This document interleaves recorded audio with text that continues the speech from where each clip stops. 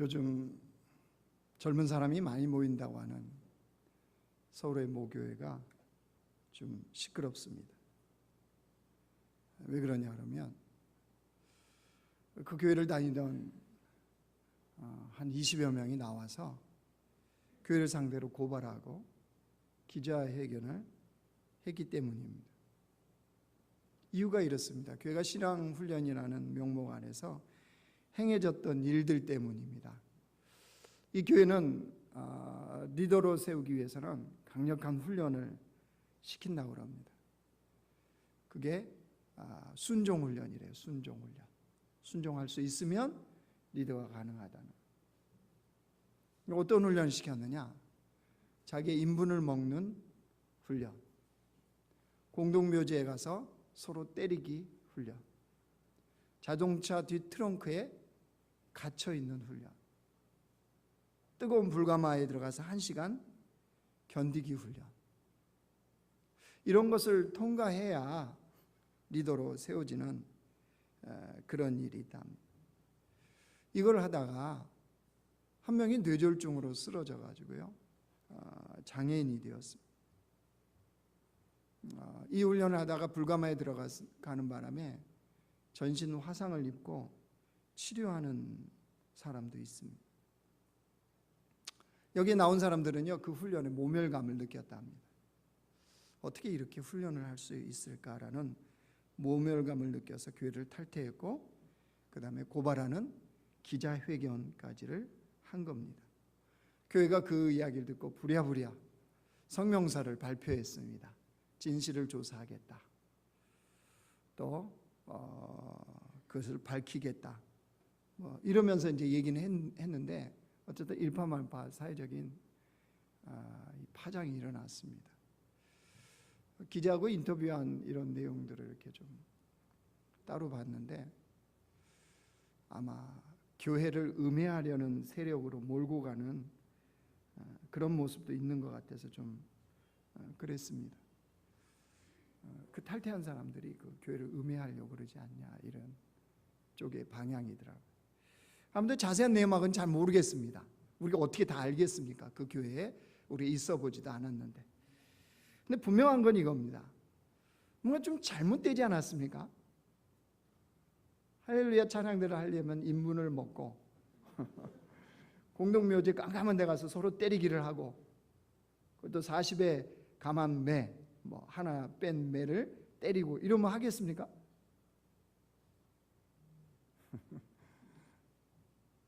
근데 그 교회는 리더 되기를 너무나 사모하기 때문에 이걸 한다는 거예요. 그러니까 수년 동안 이게 행해 왔겠죠. 리더 되는 걸 굉장한 아주 특권으로 알고 있대요. 그 젊은 사람들이 그 일을 한 거예요. 아마 교회는 자세히는 몰라도 강력한 리더를 세우고자 하는 더 좋은 교회, 더 좋은 그리스도의 군사로 세우고자 하는 목적으로 아마 그 일을 했겠죠. 우리는 잘 모릅니다. 근데 그냥 드러난 알려진 이런 것으로만 봐도 우리가 생각할 수 있는 게 있어요. 여러분, 무엇이 참 신앙이고 무엇이 참 믿음일까요? 무엇이 참 신앙이고 무엇이 참 믿음이냐? 여러분, 여기에 비춰보면 그런 훈련들이, 그런 일들이 온전한 것인지 아닌지 금방 알 수 있잖아요. 신앙생활 때 이거 생각 안 한다는 거예요. 많은 사람들이 그냥 리더라는 자리가 특권처럼 여겨져서 좋아 보여서 해야 되니까 마땅히 그 훈련에 자기는 들어가고, 또 그런 누가 어쨌든 그 일을 행했던 무리수가 있었겠죠. 이런 것들이. 이런 참혹하고 이런 일탈적인 행위는 왜 나오느냐? 그럼 주님의 말씀에 귀를 기울였다면 무엇이 참된 신앙이고 무엇이 참된 믿음인지를 아는 교회는 아마 이런 참혹한 일이 일어나지 않았을 겁니다. 그러니까 여러분, 덮어놓고 믿으면 목사가 그렇대, 그러면 하자, 이러면 이런 일이 벌어져요. 제가 말씀드렸죠? 목사도 많이 틀린다고. 네? 많이 틀려요. 그러니까 뭘로요? 이 진리의 말씀으로 그것이 과연 옳은가? 그죠? 뒤트렁크에 갇혀 있어야 되는 것이 과연 말씀에 옳은가? 그럼 비춰봐야 되지 않겠어요?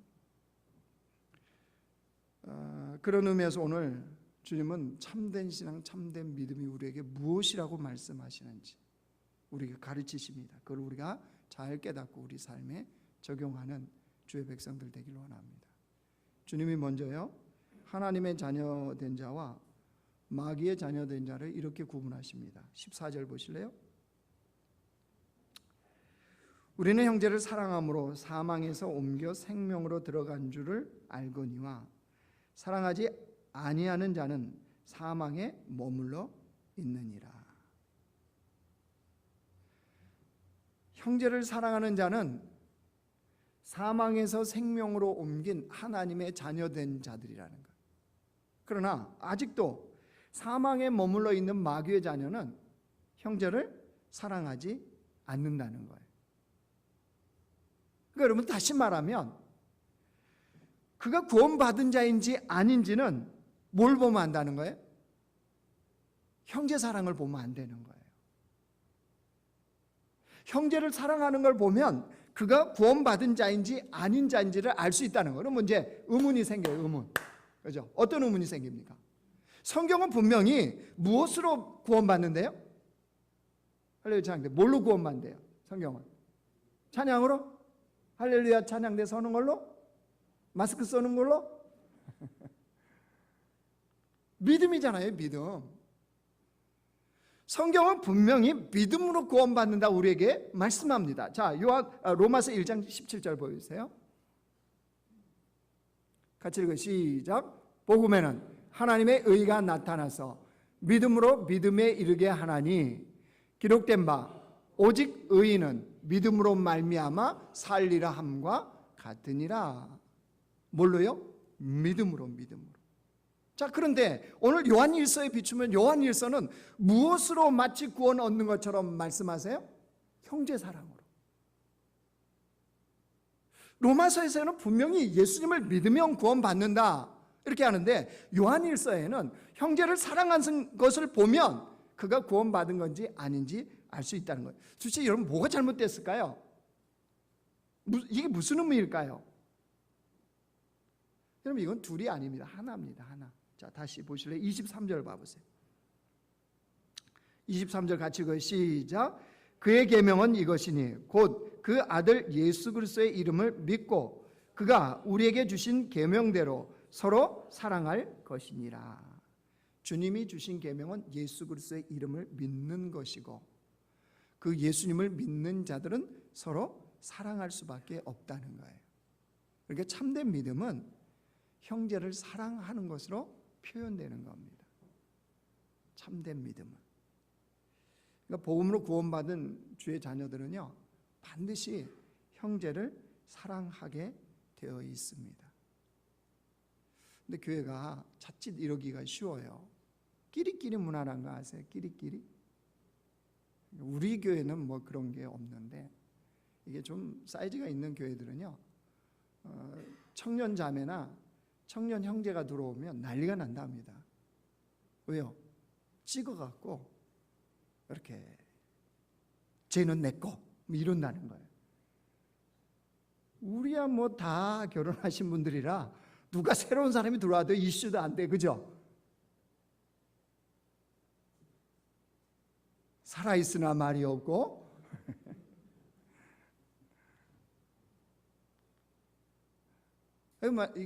많은 여러분 그런 걸 못 봐서 이러는 거예요. 많은 교회들에서요 교회에 무슨 소문이 돌고 문제가 생기는 진원지가 어딘 줄 아세요?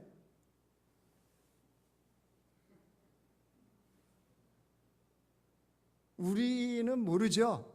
네, 그래서 그렇지 일반 교회는 정말 그래요.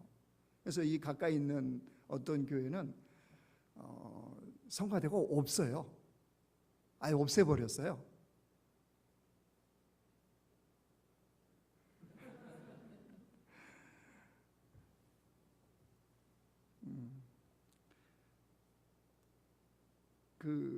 얼마나 좋아요. 그렇죠? 우리 할렐루야 찬양대도 끼리끼리 문화 될 수 있잖아요. 왜냐하면 찬양을 좋아하시는 분들이 모인 거잖아요. 그렇죠? 주님을 찬양하기 좋아하고 또 그거에 대해 또 달란트도 있고 뭐 이런 분들 얼마나 좋습니까? 저희 집도 애가 3명이잖아요. 3명이다 보니까 이게 노래 부르고 이렇게 반주하기를 좋아하는 비슷한 성향의 2애가 있어요. 둘이는 꼭 방에 들어가서 한 분은 피아노 치시고 한 분은 노래 참 못하는데 내가 봐도 나 닮은 것 같은데 그거 가지고 막 둘이 이게 코드가 맞아요. 성향이 비슷비슷해요. 뭐 아이스크림 사 먹으러 가자 그러면 둘이 나가요. 그리고 사 먹고 참 둘이 그러니까 이게 그렇게 되기 쉽잖아요. 그러니까 교회도 그럴 수 있어요. 뭔가 서로의 공통분모, 할렐루야 찬양대 같으면 찬양이라는 공통분모가 있으면 굉장히 같이 소통하기가 쉽습니다. 우리 같은 사람이 들어가면 벌써 이제 이게 코드가 어떻게 되는지도 모르고 이렇게 왜 4부로 나눠서 불러야 되는지 그냥 불러도 이게 어려운데, 그죠? 뭐 이러니까 이게 대화가 안 되는 거죠. 근데 이분들은 뭐예요? 대화가 되잖아요.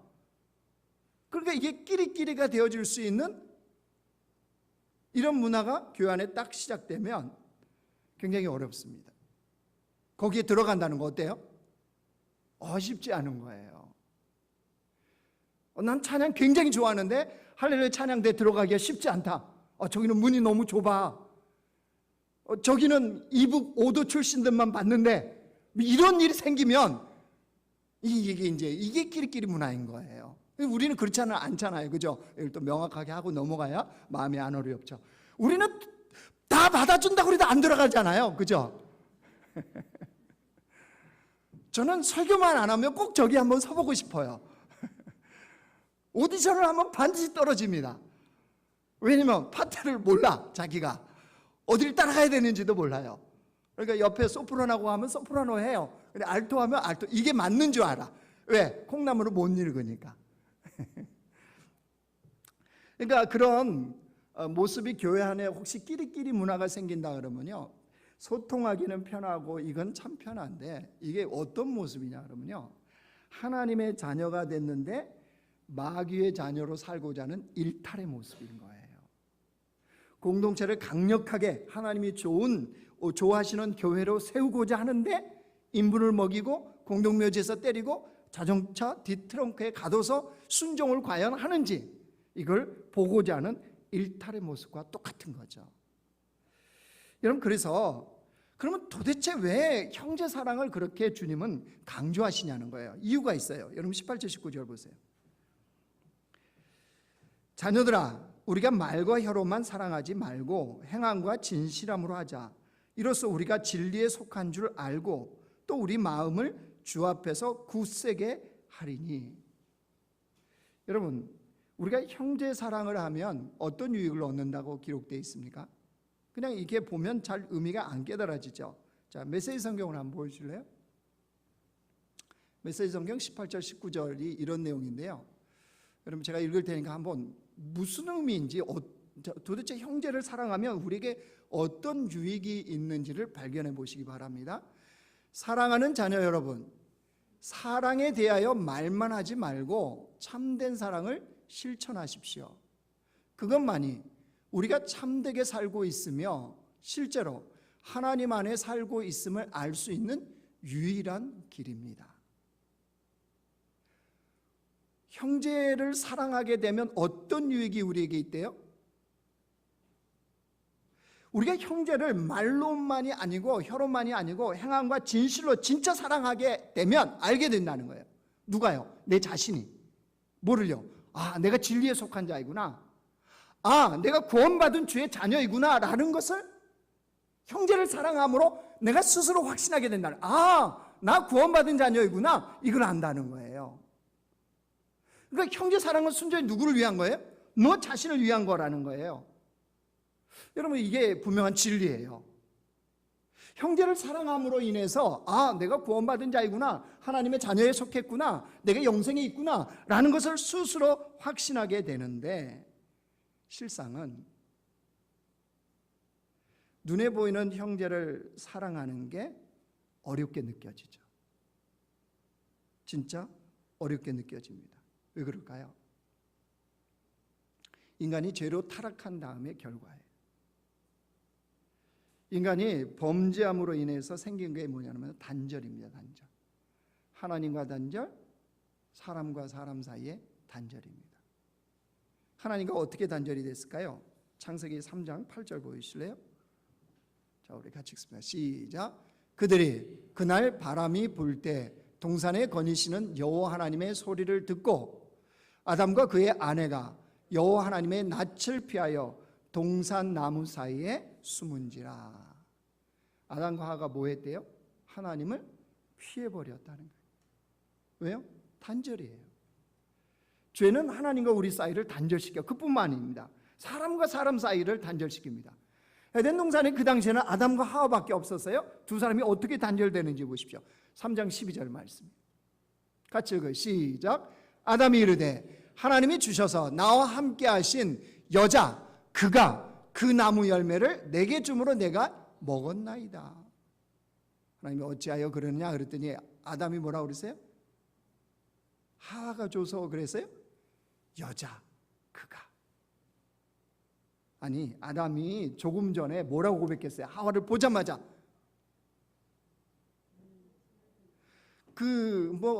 그냥 중요한 건 아닌데요. 제 핸드폰에 저의 아내를 어떻게 저장했을까요? 굉장히 성경적으로 저장을 했어. 내 뼈와 살.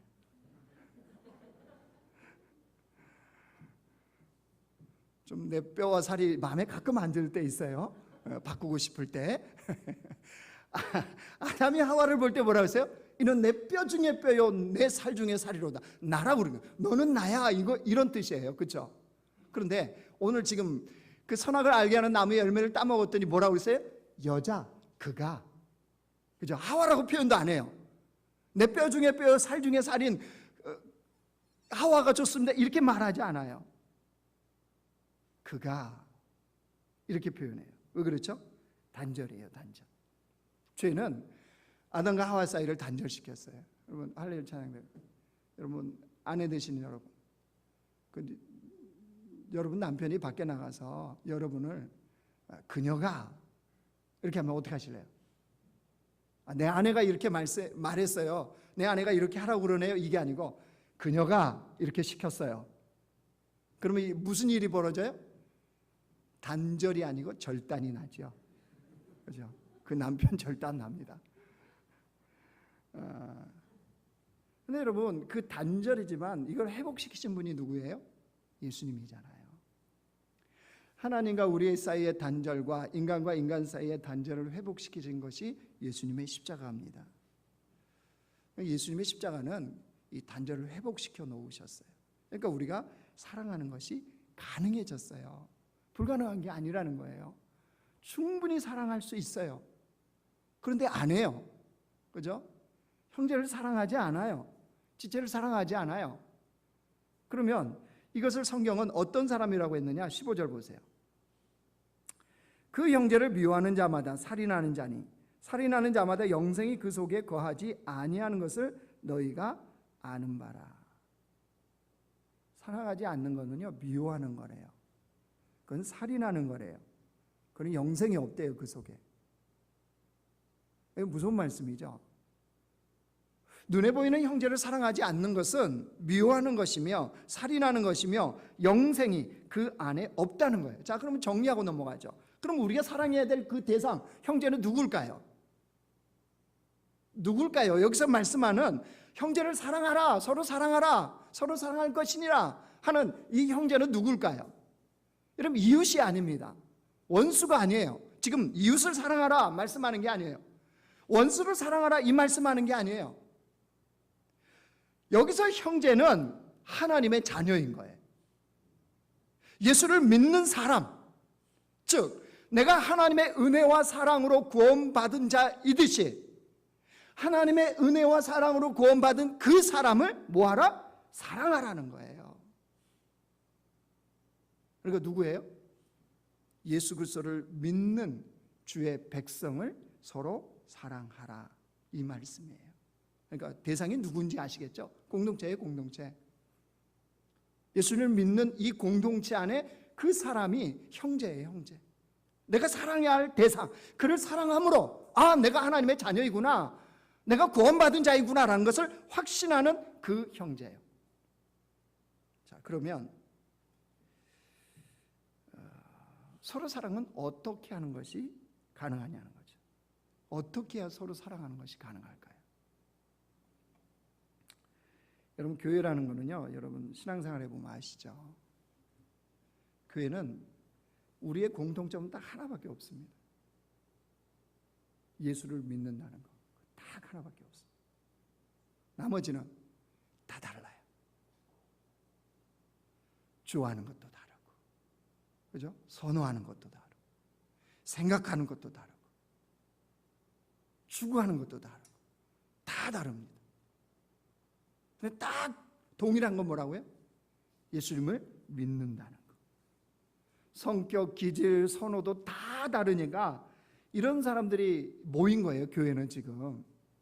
분명히 틀린 건 아니에요, 그렇죠? 근데 달라요.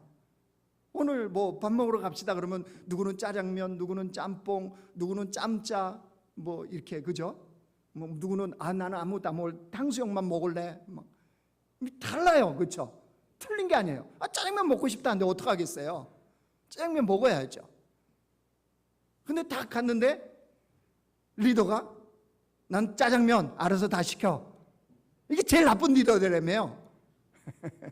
오늘 마음껏 먹어. 그래놓고 자기는 짜장면, 뭐 어떻게 리더보다 높은 걸 어떻게 먹어요? 그죠? 먼저 다 시키세요. 그리고 나중에 짜장면 그러더라도, 그죠? 요리 다 시켰는데 돈 내는 사람은 짜장면 시키고. 좋은, 이거는 공동체인 거죠. 아무튼 다 다른 거예요.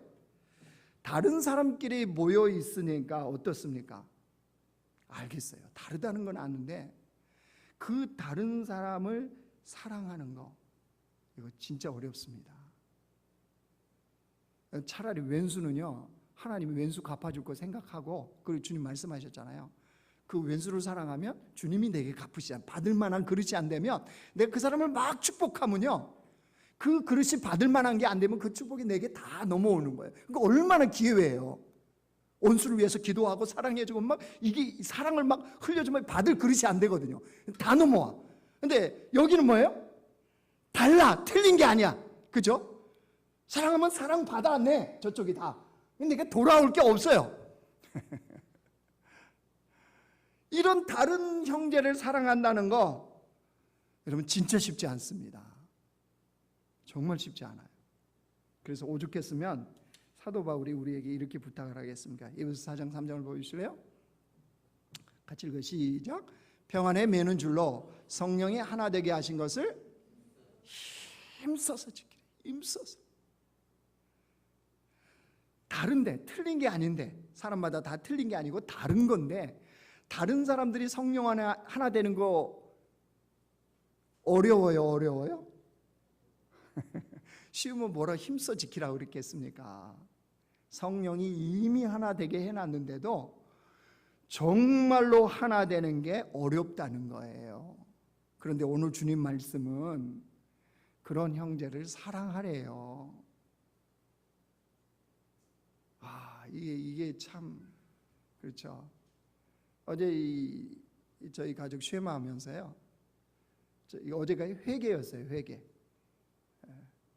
회개를 이렇게 즉시 이제 회개하자, 잘못한 거에 대해서, 그런 내용이었어요. 그래서 이제 우리 애들한테 질문을 했죠. 요즘 회개할 게 뭐냐, 이렇게 질문을 했는데, 항상 그 걸림돌이 되시는 머리 긴 분 한 분 있잖아요. 요즘은 엄마 아빠가 자기 회개 대상이래. 이건 또 뭔 말이에요?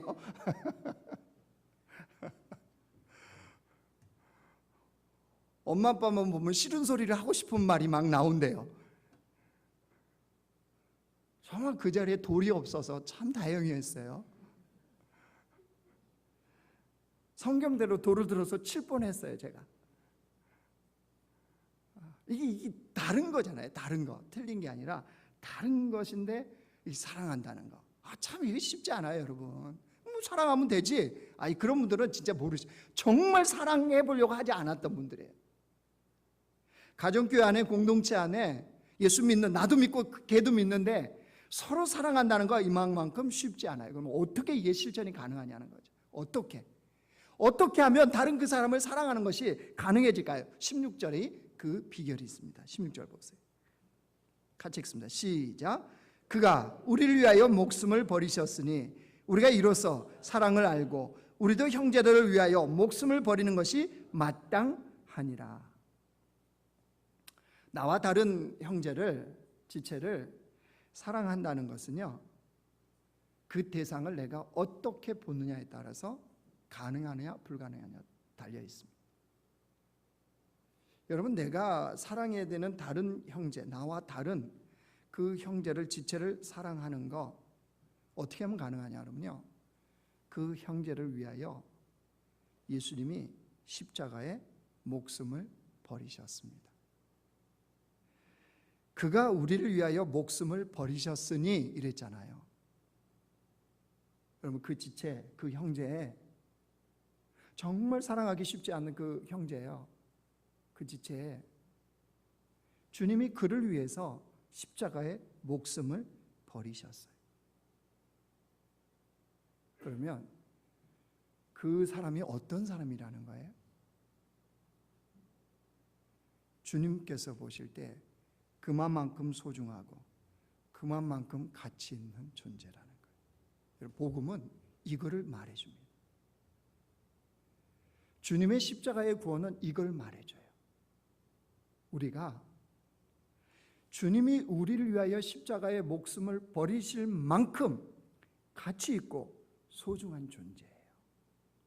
누가요? 우리가요. 복음은 그것을 명확하게 해주는 거예요. 주님의 자녀들은 얼마나 존귀한지, 얼마나 가치 있는지 그걸 명확하게 말씀해 주는 게 복음입니다. 그러니까 여러분, 우리 자신도 그렇고요, 내가 사랑해야 되는 다른 그 형제요, 그 지체도 역시 주님이 십자가에서 죽어주실 만큼, 목숨을 버릴 만큼 존귀하고 가치 있는 존재라는 거예요. 그래서 여러분, 구원받은 주의 백성들은요, 이제 뭘로 설명이 되느냐 그러면 오직 그리스도로만 설명이 가능한 존재예요. 여러분, 예수 믿는 사람을 직업으로, 그의 학력으로, 그의 스펙으로, 그가 가진 돈으로, 그가 하는 일로 여러분 존재를 규정 지을 수 없어요. 우리는 거기에 묶이는 사람들이 아니에요. 예수 믿는 사람들은 오직 그리스도로만 설명이 가능해요. 여러분, 우리가 그런 존재가 된 거예요. 자, 우리 마스크 쓰고 있지만 옆 사람한테 그 진리에 대해서 그래도 좀 잠깐 놀래줘야 A가 아닐까요? 그렇죠? 좀 쑥스러우시겠지만 옆 사람이 그런 사람이래요. 오직 그리스도로만 설명이 가능한 사람이 내 옆에 앉아 있는 거예요. 자, 앞뒤 보고 짧게 하겠습니다. 짧게. 우와! 시작. 깜짝 놀랐어요. 그렇죠? 깜짝 놀래요. 깜짝. 당신이 그런 사람이었단 말이에요. 그렇죠? 여러분, 우리 자신이나 그 사람이 바로 그런 사람이에요. 그리스도로만 설명. 여러분, 이 말은 제가 한 말이 아니고요, 마틴 노이드 존스라고요, 영국 복음주의 설교자이고 저술가인 마틴 노이드 존스가 이렇게 얘기했어요. 그리스도인은 그리스도로만 설명이 가능하다. 그리스도인들은 그리스도로만 설명이 가능한 거예요. 다른 현재 형편, 상황, 그가 하는 일, 이게 아니라는 거예요. 여러분, 이렇게 본다면 어떻습니까? 나와 다른 그 형제, 나하고 안 맞아요. 생각도 안 맞고 추구하는 것도 안 맞고 뭐 이런 것도 안 맞는 그 형제, 그리스도로만 설명이 가능한 그 존귀와 그 가치가 있는 사람, 내가 그에 걸맞게 뭐 해야 돼요? 사랑할 수 있는 거죠. 그럼 주님이 말씀하신 사랑은 그거예요. 그때 가능한 거예요. 왜 우리가 사람을 없인 여기나요? 나보다 못하고, 쟤는 생각이 틀려, 저건 달라, 뭐 이런 관계로 보니까 사랑이 어려운 거죠. 그러나 정말 주님이 구원하신 그리스도로만 설명이 가능한 형제라고 바라보면 여러분 그때 우리가 사랑하는 것이 가능해져요. 이 말씀을 정리하겠습니다. 여러분 주님이 오늘 뭐가 참된 믿음이냐 허황된 걸 말씀하지 않으세요. 무슨 뜬구름 잡는 말씀하지 않으세요. 참된 믿음, 참된 신앙은 형제를 사랑하는 것으로 증거가 된대요. 내가 참된 믿음의 사람인지 참된 신앙의 사람인지는 내가 눈에 보이는 다른 형제를 사랑하는 것을 통해서 가능해진다는 거예요. 그래서 오늘 형제사랑의 적용 2가지를 여러분에게 말씀드리고 오늘 설교 말씀을 마치려고 합니다. 적용 2가지입니다. 첫째, 형제를 사랑하기 위해서는, 나와 다른 형제를 사랑하기 위해서는 하나님을 더 깊이 알기에 힘쓰셔야 됩니다.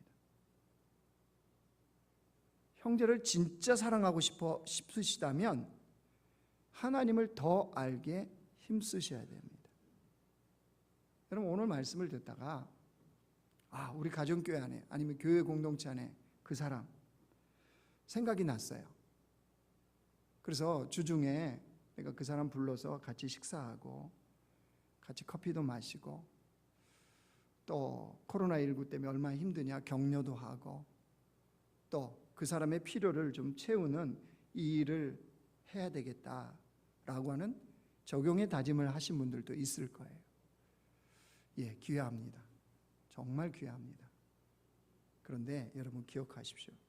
그것은 일시적인 형제 사랑으로 끝나버릴 수 있습니다. 그리고 내 마음이 바뀌고 내 마음에 오케이가 안 되면 그거 못합니다. 그러면 왜 형제 사랑을 주님을 더 깊이 아는 일에 힘쓰라고 그랬을까요? 사랑의 원천은 하나님이세요. 하나님을 더 깊이 알면 알수록 참 사랑이 가능해져요. 조건과 형편을 따지지 않고 사랑하는 것이 가능해집니다. 그러니까 하나님을 아는 만큼 형제를 사랑하는 것이 가능해져요. 그러니까 여러분 주님을 깊이 알기에 힘쓰셔야 돼요. 복음을 깊이 좀 묵상하시고요. 하나님의 성품을 깊이 있게 묵상하십시오. 성경 말씀, 경건서적, 신앙의 위인들을 통해서 여러분 배우셔야 됩니다. 무엇을요? 하나님을 아는 것을. 왜냐하면 내가 하나님을 아는 만큼 형제를 사랑하는 것이 가능해져요. 여러분 부부 사이 똑같습니다. 부부 사이의 온전한 사랑은 무엇으로 이루어질까요? 돈일까요? 어떤 무엇을 해주는 걸까요? 아니요. 그건 언제든지 변합니다. 부부 사이도 참 사랑은 부부가 하나님을 아는 만큼 온전한 사랑이 가능해져요. 환경과 조건을 뛰어넘는 부부의 사랑은 주를 더 아는 만큼이에요. 왜요? 그것을 벗어날 수가 없어요. 우리. 그러니까 첫 번째, 진짜 형제를 사랑하고 싶다면요, 하나님을 더 깊이 아는 일에 힘쓰십시오. 두 번째로는요, 적용입니다. 두 번째, 형제를 위해서 기도하십시오. 이렇게 얘기하면 목사님, 내 기도하기도 지금 벅차 죽겠어요, 이러신 분들이 있을 거예요. 그리고 그 형제에 어떻게 내가 그 형편을 알고 기도 제목을 어떻게 알고 기도하란 말이에요, 이렇게 얘기하시는 분들이 있을 거예요. 형편과 처지를 몰라서 기도를 못하겠다고 그러신 분들이 있어요. 여러분 그래서 우리 올해 뭐해요? 111 기도 운동 하잖아요. 111 기도 거룩한 심 111 하루에 1시간 하나님 앞에, 이게 우리의 이제 목표예요. 여러분 111 기도해 보십시오. 주님 앞에 머물러 보세요. 그러면 주님이 그 형제를 위해서 무엇을 기도해야 될지 감동을 줘요. 여러분 주님이 감동을 줍니다. 그러면 그거 기도하시면 돼요. 그게 가장 합당한 거예요. 그게 바로 형제를 사랑하는 거예요. 부부 사이에도 최고의 선물이 뭘까요? 부부 사이의 최고의 선물, 기도해 주는 거예요. 기도. 최고의 선물은 기도예요. 상대를 위해서 기도하는 거. 여러분 그래서 디모데전서 2장 8절 말씀 보여주세요. 같이 읽어요. 시작. 그러므로 각 처에서 남자들이 분노와 다툼이 없이 거룩한 손을 들어 기도하기를 원하노라. 거룩한 손을 들어서 기도하는 손, 거룩한 손, 그 손을 들어서 기도하라는 거예요. 그렇죠? 형제를 위해서, 부부를 위해서 여러분 기도하십시오. 이게 진짜 사랑입니다. 적용 두 가지 충분히 가능하죠? 당장 만나라 그러면 얼마나 껄끄러워요. 만나고 싶지도 않은데 솔직히. 그죠? 또 그렇게 만나면 저쪽에서 이상하게 생각해요. 우리는 저번 올 초초에 설교했잖아요. 어린아이 같은 마음이 없어. 저 무슨 목적으로 나한테 전화한 거야? 왜 같이 밥 먹지? 지금 언제 봤다고 커피야? 괜히 전화해갖고 갑자기 그러지 마세요. 놀래요 상대방이. 아시겠죠? 그러니까 진짜 그 형제를 사랑하기를 원한다면 사랑의 원천이신 하나님을 더 깊이 아는 일에 힘쓰십시오. 그리고 그 형제를 위해서 기도하십시오. 기도하면 주님이 기도할 것을 말씀하세요. 그게 진짜 사랑이에요. 그러면요 그 다음 이게 되어지잖아요. 교회 공동체는 이렇게 사랑하십시오. 굳이 인분 안 먹여도 돼요. 예? 불가마 굳이 들어가서 안 견뎌도 돼요. 그거 하면은요 어떻게 사랑해야 될지, 얼만큼 사랑해야 될지 다 알아요. 그죠? 알아요. 굳이 말 안 해도 돼요. 여러분 우리 교회가 그런 교회가 되기를 원합니다. 가정에서도 마찬가지예요. 여러분 가정에서 부모와 자녀, 부부 사이 이것 똑같이 적용하시면 돼요. 그러면 정말로 주님 말씀하시는 서로 사랑할 것이니라. 구원받은 너희들 서로 사랑할 것이니라. 이게 가능해요. 그래서 굳이 교회 이름을 사랑의 교회 안 지어도 돼요. 하나님은 사랑이시라 앞에 안 붙여도 돼요. 알아요. 이런 사랑이 우리 공동체 안에 넘치기를 원합니다.